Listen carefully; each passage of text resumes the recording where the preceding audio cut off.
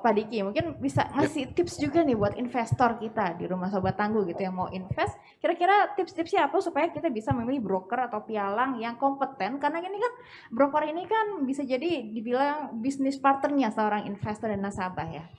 Ya, yang pertama untuk beginner ya khususnya ya, pengetahuan itu pengetahuan penting sekali. Jadi edukasi ini kalau misalkan jangan pakai asas ikut-ikutan ataupun katanya ataupun ya coba dulu deh. Nah itu kalau bisa 3 hal itu dihindari. Artinya yang pertama harus menggunakan yang satu edukasi kepada wakil pialang berjangka. Kalau di kami namanya wakil pialang berjangka. Nah, juga disarankan untuk melakukan yang namanya simulasi. Kita juga menyediakan simulasi demo kontransaksi. Ibaratnya katakan coba dulu deh, pelajarin dulu. Kalau misalkan oke, cocok, baru boleh join. Artinya lebih kurang bahasa pasarnya seperti itu. Nah, jadi untuk para beginner atau pemula, yang pertama adalah tadi tahuin dulu. Apakah perusahaan pialang ini resmi nggak? Terdaftar di bursa nggak? Terus yang ketiga, wakil pialang berjangkanya resmi juga nggak? Terdaftar nggak? Track recordnya seperti apa? Lalu setelah itu baru mengadakan yang namanya simulasi. Misalkan contoh, saya ada duit, tadi ya ibaratnya duit yang mau diinvestasikan berapa? 100 juta, 200 juta, bahkan 1 miliar. Kita simulasikan di situ dengan harga yang sekarang running. Apabila memang bagus, portofolionya oke, ya boleh masuk ke real account-nya. Ya, jadi untuk pertama untuk para beginner khususnya itu. Dan yang kedua, carilah banyak informasi. Banyak informasi mengenai misalkan contoh dia sudah pilih instrumennya misalkan di gold atau di local gold.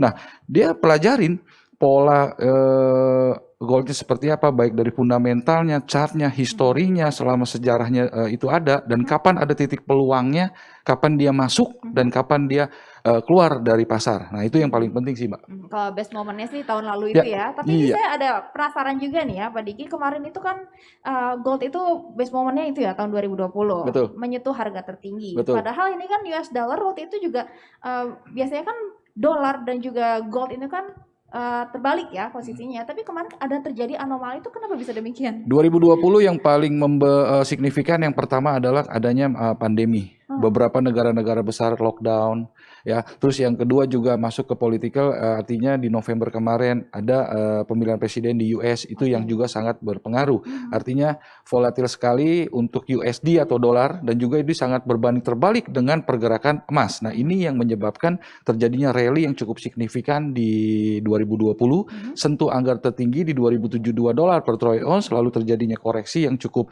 lumayan juga. Di situ lebih kurang 260 poin pada waktu itu terjadi. Nah, ini yang menyebabkan volatilitas terlalu menjadi lebar.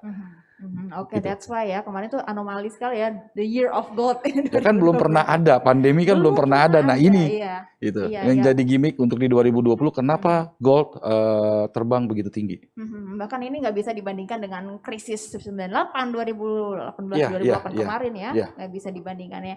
Oke, Pak Gemma mungkin ada strategi-strategi ke depannya buat memantapkan bisnis di tengah pandemi seperti ini. Mungkin strategi dan juga mungkin dalam menerapkan protokol kesehatannya juga perlu di-share. Oke, dari Astronaci itu kita konsepnya kalau mau berhasil di pasar modal itu 3M ya. 3M juga? 3M. Ya sama, makanya kan Sama ya mirip-mirip dong? biar Iya. ingat gitu ya. 3M itu mind. Mind. Mindsetnya mesti benar, Oke. methodnya mesti benar, money management mesti benar. Oke. Pada saat Anda memutuskan saya akan menjadi seorang pebisnis di pasar saham, gold, forex dan seterusnya. Rubah kata-kata main saham, main forex itu dirubah. Invest Karena ini gitu bukan ya. mainan. Invest, dagang, bisnis. Untuk itu Anda harus punya knowledge. Di dalam Astronaci kita menggunakan 4-dimensional analysis. Yang pertama adalah why. Kenapa saya harus beli aset saham instead of gold? Kenapa harus beli gold instead of saham? Dan kalaupun saya beli saham, kenapa harus saham Indonesia bukan saham Singapura, Malaysia, United States dan seterusnya? Itu akan dijawab dari makroekonomi. Jadi Anda harus mengerti konsep tentang makroekonomi. GDP growth, interest rate, terus kemudian inflation rate di suatu negara dan seterusnya. Itu akan menjawab why. Setelah kita menentukan why-nya, maka berikutnya adalah what to buy. Ya, contohnya di saham, sektor apa yang saya harus beli? Oke, banking. Karena ya invest di saham bank itu pengalaman saya nggak pernah kecewa. Betul. BRI, Bank Mandiri, BCA nggak pernah kecewa. Mau badai kayak gimana pun Karena ya. big caps ya. Ya karena net interest margin dari bank-bank di Indonesia itu paling top. Ya, pada saat loan growth-nya naik ya dia akan sangat memberikan return yang bagus sekali. Maka what itu kita bicara tentang value investing. Selalu beli saham-saham yang memiliki intrinsic value terdiskon, terutama kalau ada gempa bumi, bom, terus kemudian Anda bisa melihat tentang adanya COVID-19 ini. Nah, itu merupakan satu momen-momen di mana kita bisa membeli saham dengan value yang rendah, di bawah intrinsic value. Maka value investing itu perlu, dan jangan beli saham-saham yang jelas-jelas sedang dipermainkan, sedang dipom-pom. Anda tahu lah, kalau ada influencer yang terus-menerus pokoknya jualannya itu di TikTok, Instagram, YouTube, ini ada sesuatu nih. Justru jangan dibeli. Jangan, ya mereka beli kita jual, gitu. Baru masuk ke elemen yang ketiga, dimensi yang ketiga itu adalah what, ya, itu technical analysis untuk menentukan where-nya itu di situ. Jadi where itu di mana kita beli harganya. Dan yang terakhir, Astronaci itu mengcombine antara value investing sama technical analysis di dalam sebuah market yang weak form efficient, ya, itu ternyata tanggal berapa atau kapan kita beli itu sangat penting, dan saya udah mencoba memberikan outlook waktu itu 24 Maret 2020 melalui live YouTube.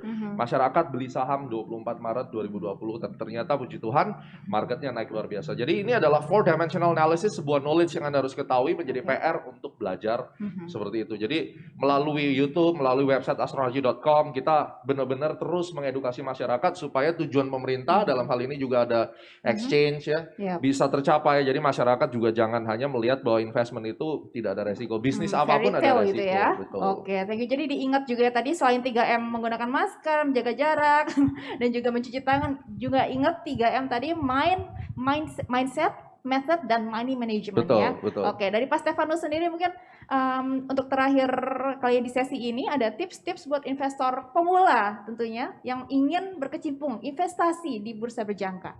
Ya, pahami resiko dulu. Ya. Tentunya Pak Gema sudah mengatakan uang sampah atau uang nganggur, ya, jadikan sampah itu jadi sebuah pupuk. Pahami resiko, gunakan peluang, ya, dan jangan greedy.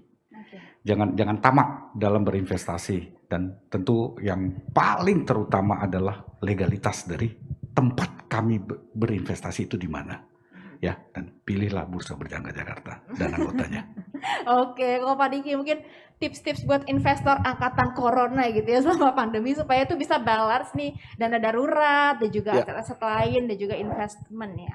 Oke, jadi kalau menurut saya juga para masyarakat atau para investor atau beginner juga jangan ragu atau jangan takut melakukan yang namanya investasi. Investasi banyak, instrumen pasar uang juga banyak. Ada saham, ada currency, ada juga gold. Nah, yang paling penting tadi menurut saya yang mana dulu? Yang mana dulu instrumen yang dipilih? Itu yang pertama. Terus yang kedua pelajari dulu pola apa yang di instrumen ini peluangnya sejauh mana. Terus yang ketiga dia punya mentor nggak? Mentor ini bisa kalau dari kami namanya wakil pialang berjangka atau ada tim yang benar-benar mengawal dalam transaksi ataupun melakukan yang investasi. Itu yang paling penting. Jadi sehingga si nasabah atau si investor tersebut atau si pelaku tersebut dia tahu kapan dia beli, kapan dia jual. Dia juga bisa menentukan mau rugi berapa dan kapan berapa untung dia yang sudah disetting di awal. Kadang-kadang kan yang kami sering lihat bahwa nasabah melakukan transaksi, begitu ketemu resiko, aduh, gua harus ngapa ya, saya harus apa ya, dan bagaimana ya, dan terakhir memutuskan karena panik dan juga tingkat kepahamannya kurang rendah, akhirnya dia cut loss atau dia jual dalam kondisi rugi. Nah, hal seperti itu yang paling penting sebenarnya. Oke, terima kasih banyak ya Pak Diki, Pak Stefanus, dan Pak Gema. Terima kasih. Dengan menonton ini, investor apalagi